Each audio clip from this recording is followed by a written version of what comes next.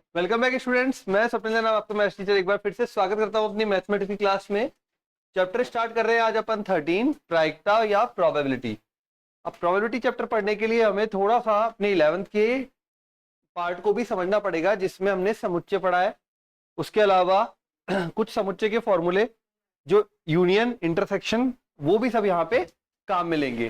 तो करते हैं स्टार्ट प्रायिकता के साथ। अब सबसे बेसिक फॉर्मूला जो आप पढ़ के आए अपने 11th क्लास में भी, probability number of E union F या A union B. A union B की संख्या, एन मतलब नंबर्स, संख्या। फॉर्मूला होता है N of E plus N of F minus N of E intersection F. ठीक है, मतलब कोई भी इवेंट है, ई इवेंट है, एफ इवेंट है, उसकी अगर संख्या निकालनी है तो डायरेक्ट होता है ई का नंबर्स एफ के नंबर्स माइनस दोनों में इंटरसेक्शन। अब बात करते हैं ई और एफ इवेंट है, कोई भी इवेंट। ठीक है, अब यहां पे बात करते हैं यूनियन का मतलब क्या होता है। क्या होता है भाई यूनियन का मतलब? संग करना। ठीक है,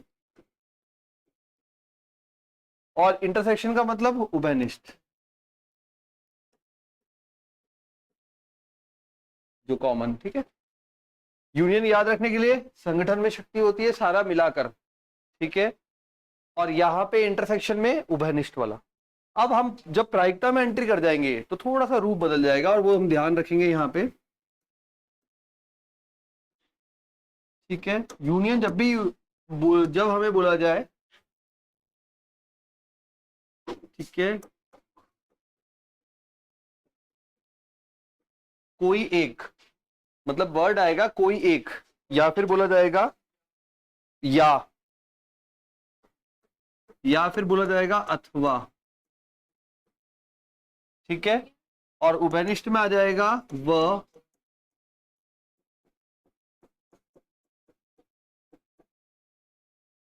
अगर या अथवा के वर्ड आए तो यूनियन, और अगर इंटरसेक्शन कब यूज कर रहा है? जब व और तथा बोला जाए, क्योंकि इन सब का मतलब क्या है? दोनों।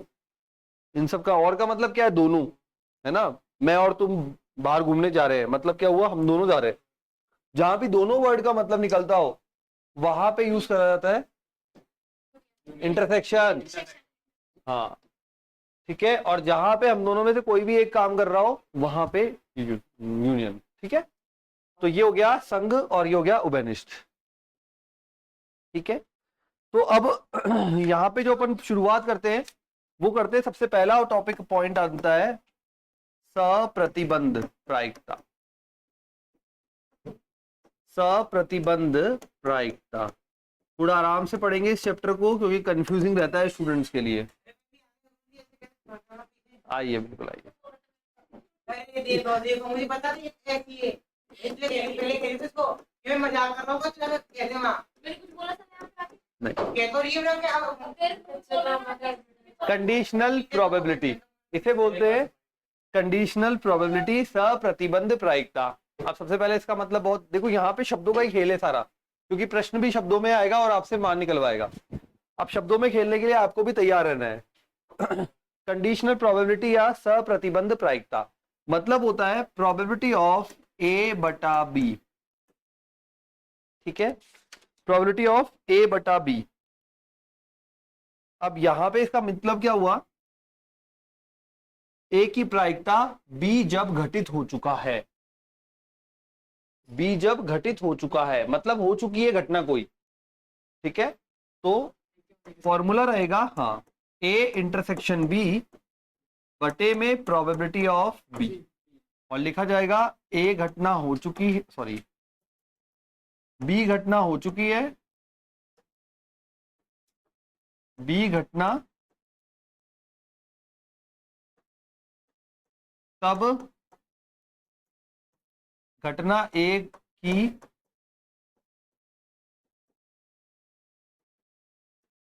प्रायिकता बोलते हैं सप्रतिबंध प्रायिकता या कंडीशनल प्रोबेबिलिटी। कंडीशन कैसे लग गई? कोई एक घटना हो चुकी है और एक की निकालनी है, ऐसे लग गई। मतलब बी हो चुकी है, ए की प्रायिकता ज्ञात करनी है, तो फॉर्मूला रहेगा ए बटा बी, प्रोबेबिलिटी दोनों का इंटरसेक्शन बटा नीचे वाला। Got it? याद ऐसे ही करेंगे, दोनों का इंटरसेक्शन बटा नीचे वाला। ओके, अब यहां पे शब्दों में ये लिखा हुआ आएगा और आपको पहचानना पड़ेगा कौन सी घटना हो चुकी है और कौन सी हमें निकालनी है, और इसी पे क्वेश्चन बनेगा। बेस थ्योरम जो है ना, बेस थ्योरम जो है मेन, वो बेस थ्योरम मेन वो भी इसी लाइन पे डिपेंड करेगी। पूरी बेस थ्योरम के सारे क्वेश्चन करा दूंगा इस एक लाइन से। बस तुम ये याद रखना, जो हो चुका है वो नीचे, जो ज्ञात करना है वो ऊपर। जो हो चुका है वो नीचे, जो पता है वो नीचे। नहीं हो चुका है ना जो नीचे बस हो चुका या फिर जो पता है, तो ऑटोमेटिकली ज्ञात करना ऊपर रहेगा। ठीक है, अब देखो इसी में ही एक और, यदि आपको बोला जाए b बटा ए दिया हुआ है, तो आप क्या पढ़ेंगे इसे? ए हो चुका है, b की प्रायिकता, ए हो चुका है और b की प्रायिकता। और मतलब नीचे हो चुका है, ऊपर डिफाइन, हाँ, नीचे हो चुका है, फिर ऊपर फॉर्मूला नीचे हो चुका है, नीचे वाला जो है वो हो चुका है और प्रायिकता b की ज्ञात कर रहा है। तो हो चुका है में क्या आएगा सर? ए की ए घटना घटित हो चुकी है। अब मतलब वो कोई भी घटना बोलेगा कि ऐसा पहले हो चुका होगा, वो लाइन मिलेगी अपन को। ठीक है, और फिर जो फाइंड करना होगा उसको ऊपर रखेंगे। ठीक है, ये बन गया दूसरा फॉर्मूला। ए घटना घटित हो चुकी है, बी के होने की प्रायिकता पी ए इंटरसेक्शन बी बटा पी ऑफ ए। तो ये दोनों जो फॉर्मूले हैं ये आते हैं सप्रतिबंध प्रायिकता में। अब अगर यहां से ए इंटरसेक्शन बी का प्रोबेबिलिटी पूछे कोई, तो क्या हो जाएगा? ये इधर वज्रगुणा हो जाएगा। देखो, अगर ए इंटरसेक्शन बी पूछे कोई तो क्या बनेगा? ये गुणा इधर, सिंपल। तो क्या बनेगा भाई? अगर बोला जाए पी ए इंटरसेक्शन बी का मान बताइए, तो आप बोलेंगे प्रोबेबिलिटी ऑफ ए बटा बी है अगर आपके पास, तो ये है। और अगर आपके पास बी बटा ए है, देखो पी बी बटा ए गुणा ए। ठीक है, दोनों ही केस समझ में आ गए? फॉर्मूला एकदम कंठस्थ, क्योंकि इसी से 5-4 नंबर का जो बड़ा प्रश्न निकलता है वो बेस थ्योरम से निकलता है। अब बाकी की प्रश्नावली हट गई आप लोगों के आगे की जो थे, तो अब आपके बेस थ्योरम से ही बनना है एक बड़ा क्वेश्चन, और बेस थ्योरम के सारे क्वेश्चन इसी लाइन से बनेंगे जो यहाँ पे करे हैं। ठीक है, तो ये हो गई सप्रतिबंध प्रायिकता। अब बढ़ते हैं आगे और अब कुछ प्रश्नावली स्टार्ट करने से पहले कुछ अपन फॉर्मूलेज कर लेते हैं। अब फॉर्मूले समझ लेते हैं। ठीक है, अब इधर ध्यान दो, फॉर्मूले कर लेते हैं। तो फॉर्मूले देखो,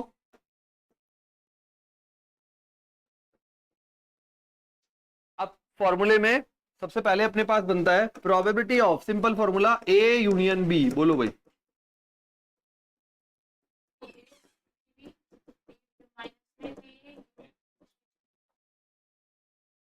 ठीक है, पढ़ा हुआ है बिल्कुल। यदि परस्पर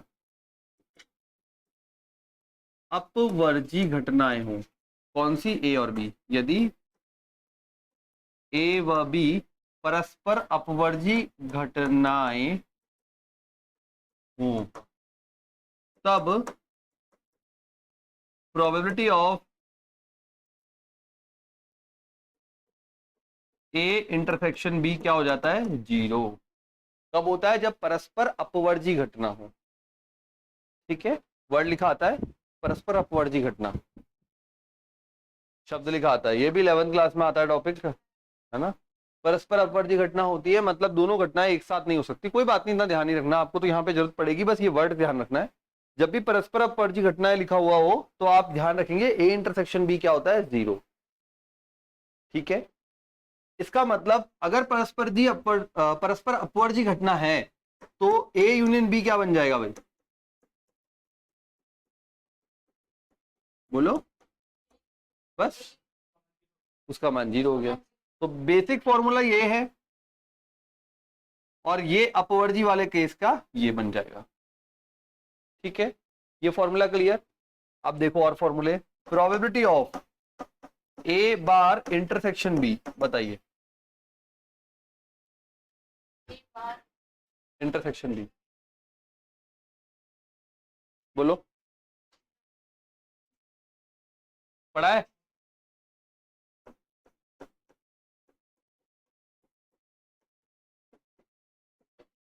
डायरेक्ट बुक क्वेश्चन है, इस पे भी बुक में, इस पॉइंट 1 या पॉइंट 2 में है, ऐसे क्वेश्चन हैं। तो ध्यान रखे जिस पे बार आता है, हाँ, जिस पे बार आता है उसको छोड़कर पूरे वाले में से ये माइनस करना, ठीक है। अब इस हिसाब से जरा लॉजिक लगा के बताओ मुझे, ए इंटरसेक्शन बी बार क्या बनेगा?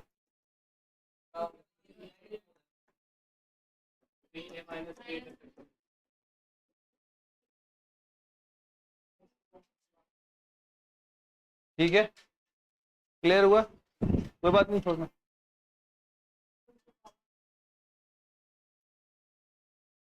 चलो, क्लियर है बिल्कुल एकदम। अब समुच्चय ध्यान देते हैं, अब समुच्चय के बारे में थोड़ा सा पढ़ लेते हैं। समुच्चय होता है, एस जो होता है उसे बोलते हैं अपन सैंपल स्पेस, हिंदी में प्रतिदर्श समष्टि, प्रतिदर्श समष्टि बोलते हैं सैंपल स्पेस। ये समुच्चय वाला पार्ट थोड़ा सा कवर कर रहा हूं क्योंकि जरूरत पड़ेगी, तो पहले ही अपन समझ के चले। और क्या बोलते हैं? प्रतिदर्श,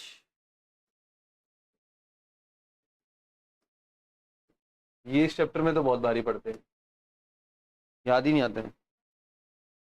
ये तो सैंपल स्पेस फटाफट, और ये प्रतिदर्श समष्टि ढूंढ के अलग ही लाना पड़ता है ना, मैच खाता है कहीं से, ठीक है। इसमें क्या होता है, जो भी घटना घटित हुई है उसके सारे पॉसिबल केस। फॉर एग्जाम्पल, एक कॉइन को उछालने पर कितने केस बनेंगे, बोलते जाओ। 2।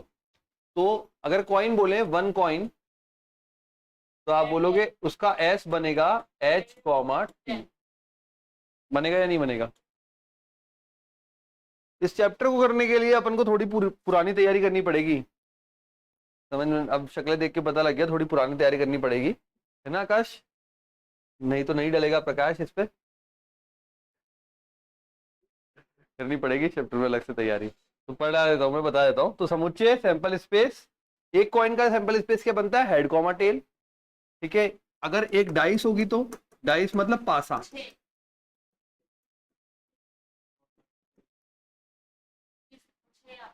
छह आते हैं। पासा होता है ना, 1 2 3 4 5 6, चार उसके छह फेस होते हैं, छह ये आएगा। अच्छा, 2 कॉइन हो गया तो head head head tail, tail head, tail tail, ये हो गई इसकी प्रतिदर्श, ठीक है। अगर 3 कॉइन हो गए तो, अच्छा एक बात और समझना, एक कॉइन को 3 बार या 3 कॉइन एक साथ एक ही बात है ना। यहाँ पे ये बोला है 2 कॉइन, चाहे 2 कॉइन बोलो या एक कॉइन को 2 बार बोलो, बात एक ही है, सैंपल स्पेस सेम बनेगा। एक साथ उछालो तो भी एक ही बात है, ठीक है। अब आया था 3 कॉइन पे, सिंपल सा चल रहा है। ये पहले तीनों हेड, लाइन से बनाते हैं, पहले तीनों हेड। अब एक टेल की एंट्री कराते हैं, केवल एक टेल की एंट्री। तो टेल या तो यहाँ पहले स्थान पे आएगा, या दूसरे पे आएगा, या तीसरे पे आएगा। अब 2 टेल की एंट्री कराते हैं, 2 टेल की एंट्री हुई,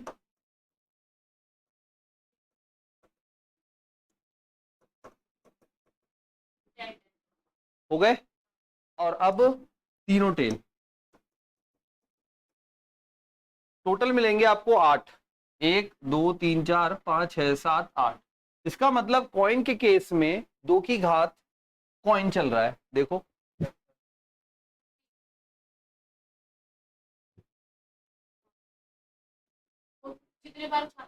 बिल्कुल,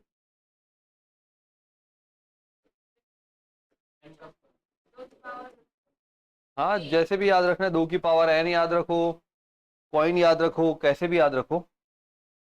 मतलब ये जितनी बार आपने उछाला है या उसकी वो 2 की घात बन जाएगी, क्योंकि उसकी 2 साइड है इसलिए। तो इस हिसाब से डाइस की केस में क्या बनेगा, एक बार उछाला है तो 6, 2 बार उछाला है तो आकाश 2 बार उछाला है तो वही है। कितना आएगा? क्या? हाँ, शाबाश, ये चला गया दूसरी दुनिया में, वहां कहीं ढूंढ रहा था कुछ। आकाश ये चैप्टर बिल्कुल समझ नहीं आएगा, सही बता रहा हूँ। चैप्टर ऐसा ही है, कंफ्यूजिंग बहुत है ये, तो तू यहीं पढ़ ले थे। हाँ, इसको बहुत अच्छे से उतारना पड़ेगा दिमाग में।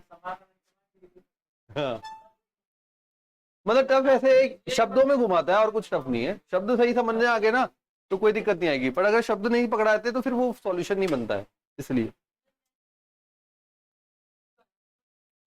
लेकिन हाँ, एग्जाम में जो क्वेश्चन आना है ना बड़ा, वो तो मैं ऐसा तैयार कराऊंगा तुम्हें गलत हो गया ही नहीं। इसका तो मैंने शॉर्ट ट्रिक बना रखा है, टेंशन मत लो। बेस थ्योरम की, बेस थ्योरम चाहिए मेन तो, लेकिन जो एक नंबर का क्वेश्चन आएगा ना, एक या दो का बीच में से, वो फिर गड़बड़ कर जाएगा, तो इसलिए अच्छे से सीख लो। हाँ, एक नंबर का उसमें से भी आता है। तो एक कॉइन हो गया 2 की घात 1, 2 कॉइन हो गया 2 की घात 2, 3 कॉइन हो गया 2 की घात 3, क्योंकि कॉइन पे 2 साइड है, हेड और टेल। डाइस में कितनी साइड है? 6। तो अब अगर एक डाइस है तो 6, 2 डाइस है तो 6 की घात 2, 6 की घात 2।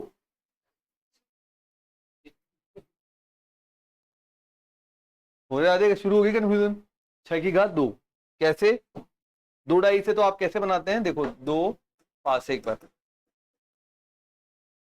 1 2 3 4 5 6, ये पहला पासा हो गया, ये दूसरा पासा हो गया। कितने बनेंगे? 1,1, 1,2, मतलब 1 2 3 4 5 6। अच्छा, ऐसे याद रखोगे। हाँ, तो ये 6 बन जाएंगे ऐसे, 1 1 1 2 1 3 1 4 1 5 1 6। अब फिर ऐसे यहाँ 6 बनेंगे, तो ये 6 6 12 6 3 18 6 चौक 24 6 5 30 6 6 36, कुल बनेंगे 36। लास्ट वाला बनेगा 6,6। ठीक है, तो 6 की घात चलेगी पासे के केस में, 3, अगर पासे को 3 बार उछालेंगे तो 216, 6 गुणा 6 गुणा 6। क्लियर हो गया? क्योंकि पासा है ना तो 6 में चलेगा, अगर सिक्का है तो 2 में चलेगा। ठीक है, चलो ये हो गया। ये कुल, ये पूरा जो बनाया अपन ने, ये इसका सैंपल स्पेस ही है, प्रतिदर्श समष्टि है किसकी? 2 कॉइन, 2 पासे उछालने की, 2 पासे उछालने की प्रतिदर्श समष्टि। Total 36 case. ठीक है, अब आते हैं थोड़ा सा और आगे। तो मान लीजिए एक इवेंट है ए, ठीक है, और प्रतिदर्श समष्टि है S.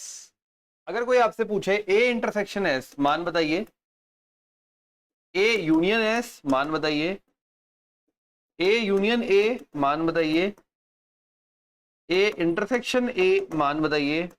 Number 5, A intersection 5 and A union 5। अब मैं एक सीधा सा बात बोलता हूं आपको, 5 तो होता है एम्प्टी, रिक्त, रिक्त समुच्चय।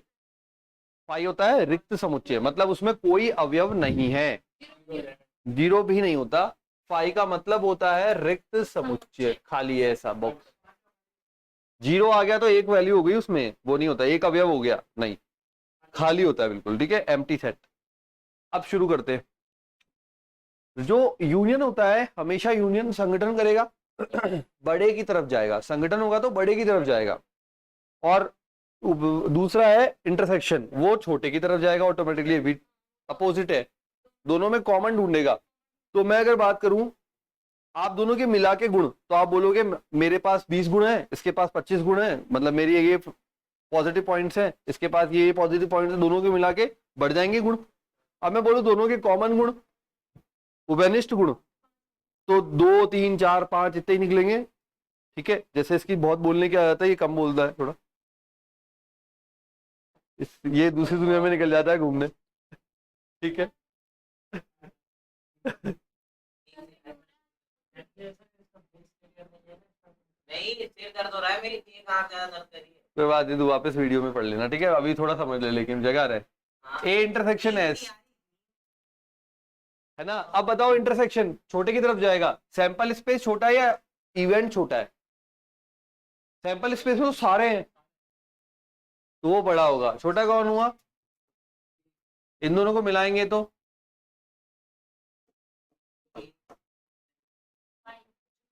फाई छोटा है, छोटे की तरफ जाता है, छोटे की तरफ जाता है, इंटरसेक्शन छोटे की तरफ। ठीक है, समुच्चय वाला पार्ट है, थोड़ा सा जरूरत पड़ती है हमें यहाँ पे क्वेश्चन को सॉल्व करते समय, इसलिए हमने देख लिया। और फाई होता है रिक्त समुच्चय। ठीक, तो थोड़ा सा स्टार्ट करते हैं हल्का हल्का अपने क्वेश्चंस को लेकर, तो बात बन जाएगी अब हमारी। चलिए करते हैं। तो क्वेश्चन आ रहा है पहला 13.1 का।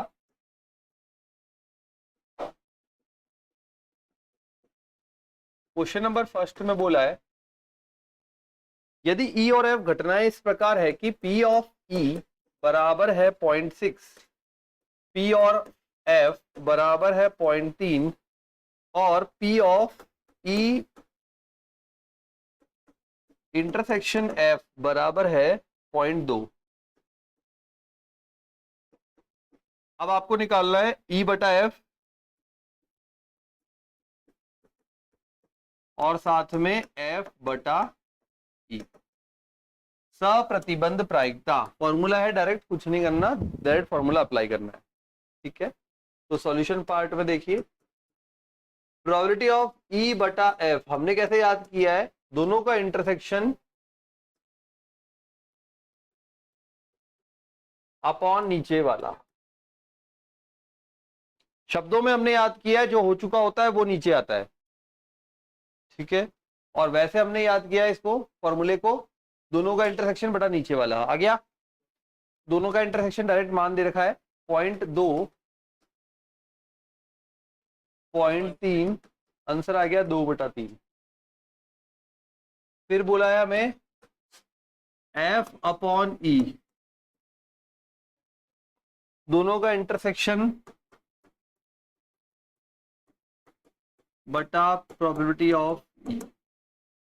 ठीक है,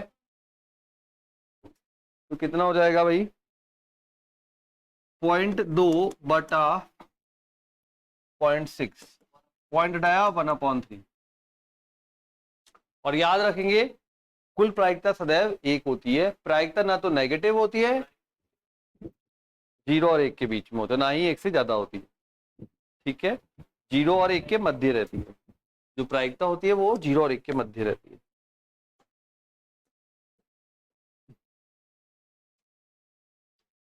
तो सेकंड।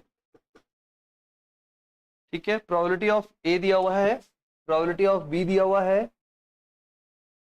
फिर आगे करते हैं इसमें,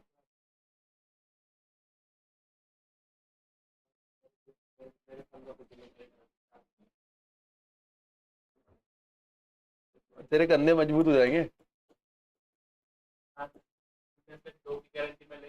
क्या क्या कराना है मतलब स्कूल में? ये अच्छी आदत है, पता है, ये अच्छी आदत है, इसको पॉजिटिव लेना।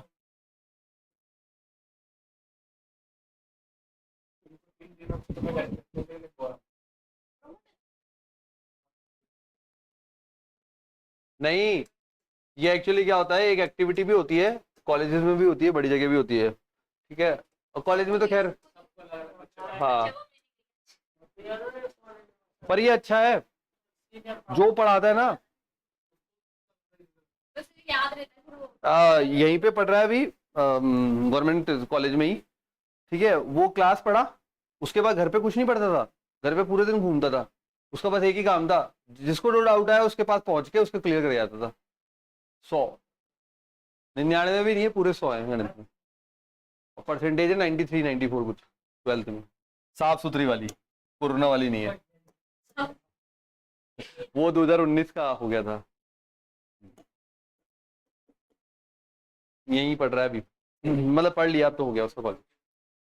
बहुत फायदा होता है इससे, बस आप है ना लॉजिकल क्लियर होना चाहिए, जितना जितना आप समझाओगे ना, जितना आप एक दूसरे को बताओगे, उतना आपका बिल्कुल सब डाउट क्लियर। क्योंकि क्या होता है, कई बार पढ़ाते हुए ना कोई इस मतलब कुछ इसने पूछा, अब या तो वो आपको पता होगा तो आपको बता दोगे, नहीं पता नहीं होगा तो आप उसको तैयार कर लोगे, तो वो आपकी सारी चीज क्लियर हो जाती है, छोटी छोटी हर छोटी छोटी चीज क्लियर हो जाती है।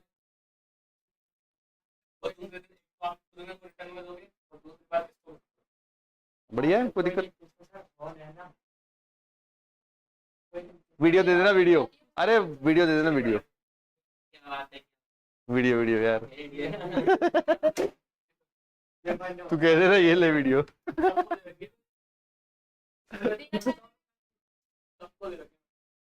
कह रहा बाकी तो कर लेंगे हम चलो देखिए प्रोबेबिलिटी ऑफ ए बटा बी बराबर दोनों का इंटरसेक्शन फॉर्मूला अपने पास तैयार है, दोनों का इंटरसेक्शन बटा नीचे वाला है ना, तो ए इंटरसेक्शन बी बटा प्रोबेबिलिटी ऑफ बी, वैल्यू पढ़ी है दोनों, तो 0.32 बटा 0.5 साफ सुथरा आजा भाई, 0.32 बटा 0.5, पॉइंटों को हल करना आता ही है, ठीक है। इधर से ये हो जाएगा 32 बटा 100, पॉइंट हटाया 2 जीरो लग गई, और इधर हो जाएगा 5 और ऊपर 10, 1 जीरो कट गई, सॉल्व कर लोगे 32 बटा 50 जो भी पॉइंट में आएगा, ठीक है। तो कैलकुलेशन मैंने छोड़ दिया अब आपके लिए। नंबर 3, तो कुछ बहुत ही बढ़िया क्वेश्चन ऐसे डायरेक्ट आ रहे हैं, थोड़े से आगे बढ़ेंगे लेवल, तो करते चलते अपन एक बार सारे कवर। तो प्रोबेबिलिटी, क्योंकि कई बार क्या होता है कोई छोटा फॉर्मूला फिर छूट गया हो, क्योंकि पुराने भी फॉर्मूले काम आएंगे इस चैप्टर में। तो प्रोबेबिलिटी बराबर 0.8, बी की प्रोबेबिलिटी दी है 0.5, बी अपॉन ए भी गिवन है, बी अपॉन ए गिवन है हमें, कितना है भाई 0.4। अब कुछ जानकारियां पूछिए, पहला जो पूछा है ए इंटरसेक्शन बी, अब समझ ही गए होंगे आप, ए इंटरसेक्शन बी के लिए डायरेक्ट वो वाला फॉर्मूला लगाना है जो हमने तैयार किया था गुणा से, ए इंटरसेक्शन बी, मतलब इसी से ए इंटरसेक्शन बी क्या निकलता है, ये इधर गुणा हो जाता है, ठीक है। दिया हुआ क्या है हमें, बी बटा ए दिया हुआ है, तो बी बटा ए वाला सूत्र यूज करेंगे, तो क्या करना क्या है, प्रोबेबिलिटी ऑफ बी बटा ए गुणा प्रोबेबिलिटी ऑफ ए, जो नीचे होता है वही गुणा हो जाता है। ये सारे जो फॉर्मूले बार बार घूम फिर के काम आ रहे हैं ना, ये पूरे बेस थ्योरम में काम आने वाले हैं, पूरे के पूरे फॉर्मूले बेस थ्योरम में काम आने वाले हैं, जहां से बड़ा क्वेश्चन निकलता है। पहले फिर भी एक चांस होता था अथवा में दूसरा बन जाता था, क्योंकि आगे के अब ऑप्शन नहीं है, क्यों क्यों नहीं है, प्रश्नावली हटा दी गई है, नहीं ऑप्शन तो है, प्रश्नावली हटा दी आपके, आगे की प्रश्नावली हटा दी, जो बड़ा क्वेश्चन बनता है वो उसी में से बनेगा, ठीक है। तो इसलिए ये सारा समझते चलना, जब ये बटे में होता है तो इस प्रकार से लिखते हैं, जब ये इंटरसेक्शन चाहिए होता है तो यूं गुणा करके लिखते हैं। याद रखने का तरीका, अगर अपने पास बी बटा ए अवेलेबल है तो गुणा पी ए, और अगर ए बटा बी अवेलेबल है तो गुणा पी बी, नीचे वाला गुणा होता है, नीचे वाला जाके गुणा हो जाता है, ठीक। चलो वैल्यू देखो, बी बटा ए 0.4 गुणा probability of A 0.8, 8 Chowk 32, second हमसे बोला है ए बटा बी, प्रोबेबिलिटी ऑफ ए बटा बी इज इक्वल टू दोनों का इंटरसेक्शन बटा नीचे वाला। आजा भैया, इंटरसेक्शन कहाँ घूम रहा है, 0.32 बी 0.5, अरे तो पिछला ही क्वेश्चन हो गया, सेम है ना। थर्ड पार्ट है दोनों का union, A union B, formula अभी लिखा था हमने, अब डायरेक्ट अप्लाई करते हैं। Probability of A probability of B minus दोनों का इंटरसेक्शन, दैट इज 8 और 5 12 13, ए है ना 13 हो गए, तो उसमें से घटा दो 0.32, 13 का मतलब हो गया 130 में से 32 हटा दो, फिर पॉइंट एडजस्ट कर दो, ये 80 ये 50, 130 में से 32 0.97, 97 बचेगा भाई, 130 में से 32 हटाया ना, तो 30 पूरे गए, 0.98 आएगा, सही है, सही है 0.98 आएगा, समझ गए, पॉइंट एडजस्ट करके, ये 80 ये 50 और ये 32, तो 80 और 50 130, 130 में से 32 हटा दिए, 30 पूरे गए, 2 और गए, 100 से कम हो गया, 98 आ गया 0.98, ठीक है। क्वेश्चन नंबर 3 भी कंप्लीट। नंबर 4, क्वेश्चन नंबर 4 में बोला है ए यूनियन बी ज्ञात कीजिए, जबकि आपको गिवन है पहले probability of A union B ज्ञात कीजिए, जबकि गिवन है 2 पी ऑफ ए बराबर पी ऑफ बी बराबर 5/13। P A upon B is equal कितना 2/5। ठीक है, हो गया प्रश्न। देखो P ऑफ ए का मान बताओ कितना बनेगा। P ऑफ ए का मान 2 गुणा में है, उधर जाएगा। P ऑफ ए का मान समझ में आया। P ऑफ बी का मान, शाबाश। अब हमें और क्या चाहिए, यूनियन बी के लिए इंटरसेक्शन चाहिए। इंटरसेक्शन के लिए उसने ये जुगाड़ दे रखा है, तो probability of A intersection B बराबर ये निकालना है हमें। तो दिया हुआ क्या है, ए बटा बी दिया हुआ है। वेरी गुड, देख याद हो गया ना। देख फॉर्मूला याद करना ही है, इसमें दिमाग लगाना है बस। जो अवेलेबल है उसका नीचे वाला गुणा में जाएगा। ए बटा बी तो बी गुणा में चला गया। ठीक है, तो यहाँ पे प्रोबेबिलिटी ऑफ ए बटा बी 2/5 गुणा में प्रोबेबिलिटी ऑफ बी 5/13, तो ये हो गया 2/13। ओके, तीनों चीजें आ गई। यूनियन निकालना है, तो A union B is equal to 5/26 5/13 minus 2/13। लसपा आ जाएगा 26, हल कर लोगे। ठीक है, तो लसपा आ जाएगा 26, तो 5 + 10 माइनस 4, 5 + 10 15, 15 माइनस 4 तो 11/26। ठीक है, बाकी एक बार कैलकुलेशन फिर से देख लेना, जब हल करो तो सॉल्व कर लेना। ठीक है, calculation part. Number 5, question number 5 में बोला है प्रोबेबिलिटी तीनों दी हुई है। अब ये हो जाएगा आपसे ही। ए दिया हुआ है, प्रोबेबिलिटी ऑफ बी गिवन है, और probability of A in union be given है। तीनों चीज दी हुई है। ठीक है, अच्छा जब तीनों दी हुई है तो क्या मिसिंग है, इंटरसेक्शन मिसिंग है। फॉर्मूला क्या होता है, ए यूनियन बी बराबर P of A plus P of B minus intersection. Arrange करोगे इंटरसेक्शन का मान आ जाएगा। कर लेते हैं, 6/11 5/11 7/11। चलो शुरू करते हैं। इंटरसेक्शन निकालना है, दोनों बटे वाले निकल। तो 7/11 बराबर 6/11 5/11 माइनस, सही है, ये इधर आ जाएगा, पॉजिटिव हो जाएगा।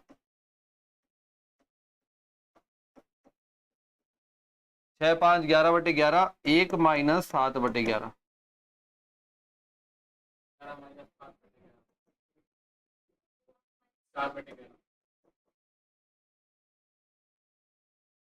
अब क्या निकालना है साहब, ए बटा बी और बी बटा ए।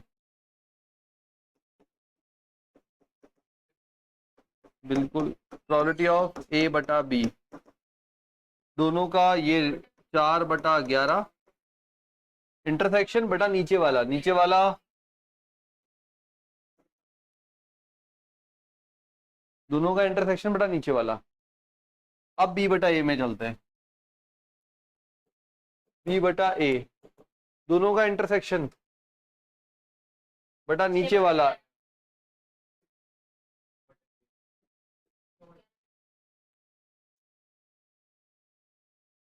नेक्स्ट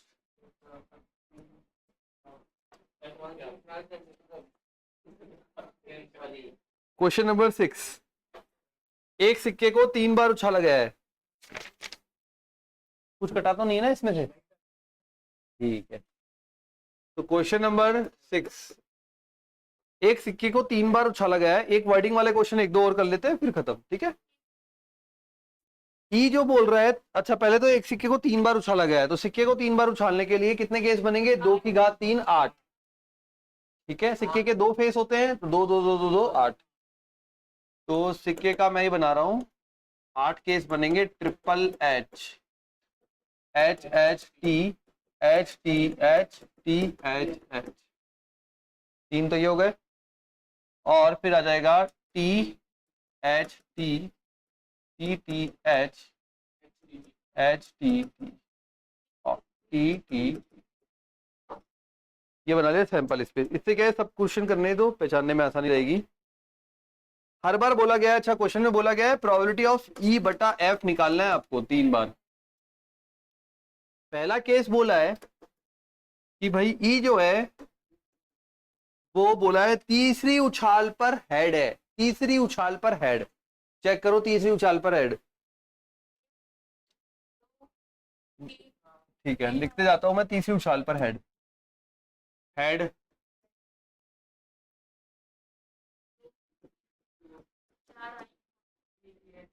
टी एच एच,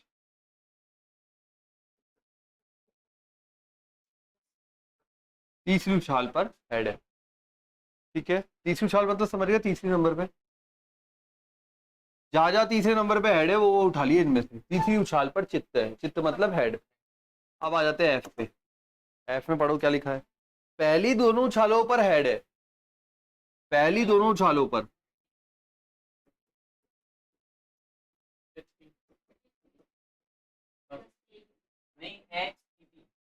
दोनों उछालों पर हेड, पहली पहली दोनों उछालों पर हेड, बस दो ही है।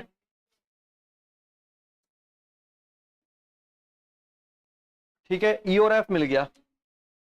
अब इसमें निकालना क्या है, नहीं वो अलग क्वेश्चन है, दूसरा पार्ट निकालना है ई बटा एफ। देखो ऊपर क्या लिखा है, नहीं मिला? क्वेश्चन के ऊपर लिखा है ना ई बटा एफ निकाल। ठीक है, अब देखो ई बटा एफ निकालने के लिए हमारे जो पहले फॉर्मूला लिख देता हूं, ई बटा एफ का सूत्र बनेगा दोनों का इंटरसेक्शन नीचे वाला। ठीक है, दोनों का इंटरसेक्शन बटा नीचे वाला। अब मुझे इंटरसेक्शन चाहिए पहले, तो पहले इंटरसेक्शन बनाओ।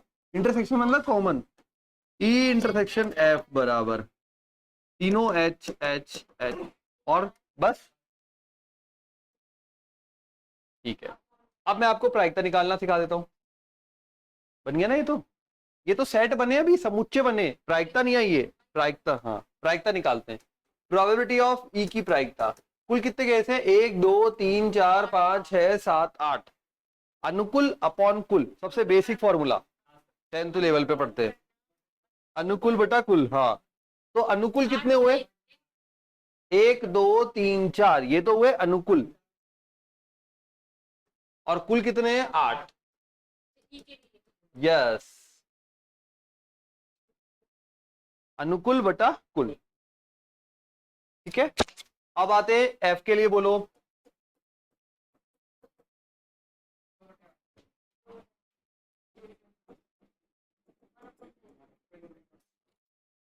अब इंटरसेक्शन के लिए बोलो।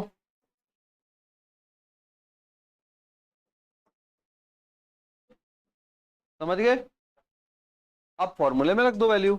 तो फॉर्मूले में रखते हैं probability of E upon F is equal to, दोनों में इंटरसेक्शन 1/8 डिवाइडेड बाय एफ।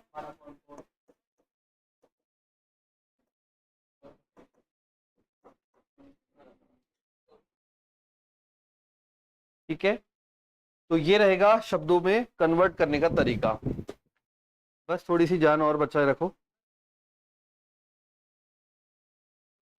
नहीं, समुच्चय में कोई भी चीज रिपीट नहीं होती। अब अगला केस, अगले केस में बोला है हमें,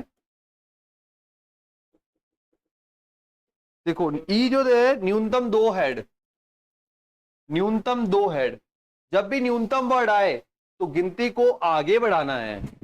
जब भी न्यूनतम वर्ड आए तो गिनती को आगे बढ़ाना है। मतलब 2 head, 3 head, 4 head, 5 head, 6 head. तो हमारे पास यहाँ पे कितने हेड है, 3 से ज्यादा आएंगे नहीं, तो 2 और 3 है ना। तो न्यूनतम 2 हेड का मतलब हुआ 2 हेड, 3 हेड और आगे कितने भी। पर हम यहाँ पे 3 तक ही जा पाएंगे। हाँ, न्यूनतम का मतलब आगे बढ़ना है और अधिकतम का मतलब पीछे आना है। ठीक है, तो चलो भाई न्यूनतम पे,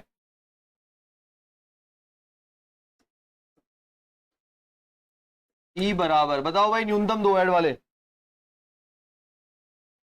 दो हेड वाले, दो हेड वाले, दो हेड वाले, ये रे दो हेड, यहां तक है, ये है ना, दो हेड जिसके पास दो है और तीन है, तो ये बन गया। हाँ हाँ कहीं पर भी हो, उसने कुछ भी नहीं बोला मैं। तो H H T, H T H, T H H, ये तो दो हेड वाले हो गए, और तीन हेड वाले हेड हेड हेड। अगर प्रायिकता, प्रायिकता की बात करूं इसमें, तो प्रोबेबिलिटी ऑफ ई बताओ अब आप ही, प्रायिकता कितनी होगी? 4/8 यार, कुल तो वही चल रहा है, सैंपल स्पेस वही है पूरे क्वेश्चन का। हाँ समंदर वही है, प्रति 10 समष्टि। अब एफ पे आ जाते हैं। एफ में क्या बोला है साहब? अधिकतम एक हेड, जितनी है ना, हाँ अधिकतम एक हेड, अधिकतम का मतलब है, पीछे आ जाओ उल्टा, तो अधिकतम एक मतलब जीरो, अधिकतम एक और जीरो, जीरो हेड और एक हेड। अधिकतम एक का मतलब हुआ, लिख देते हैं, अधिकतम एक हेड, ठीक है, इसका मतलब क्या हुआ, एक हेड व जीरो हेड। अधिकतम में पीछे आना है, एक के पीछे जीरो बैठा हुआ है, माइनस में तो है नहीं कुछ। अब आ जाओ एफ बराबर, बोलो भाई, एक हेड का केस कौन कौन सा था?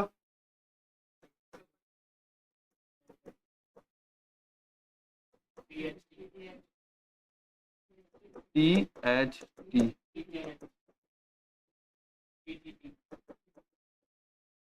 सही है क्या? ठीक है, हमें दोनों का इंटरसेक्शन भी चाहिए होता है, दोनों का इंटरसेक्शन बताओ भाई, कॉमन।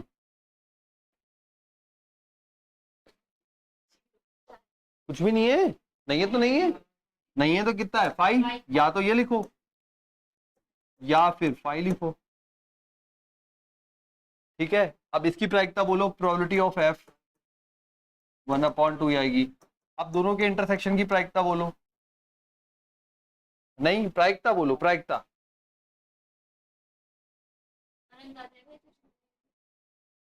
क्या होती है प्रायिकता?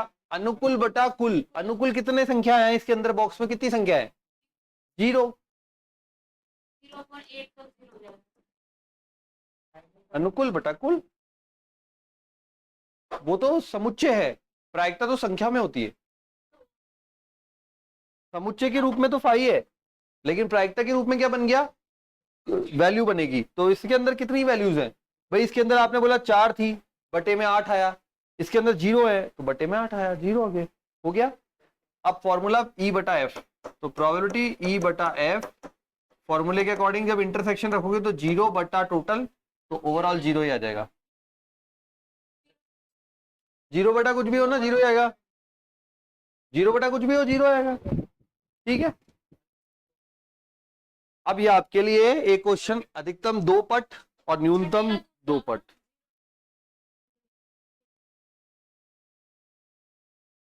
अधिकतम 2 चित, अधिकतम नहीं न्यूनतम 2 चित, नहीं इसमें प्रिंटिंग मिस्टेक है क्वेश्चन में, हाँ चेक चेक चेंज कराया हुआ है किसी ने, अभी शायद नई बुक है शायद इसलिए नहीं है। तो अधिकतम 2 चित और अधिकतम 2 पट और न्यूनतम 2 पट, इसमें तो 0 आएगा। न्यूनतम 2 चित, न्यूनतम 2 चित, 2 3, तुम अधिकतम 1 चित ही तो है बेटा,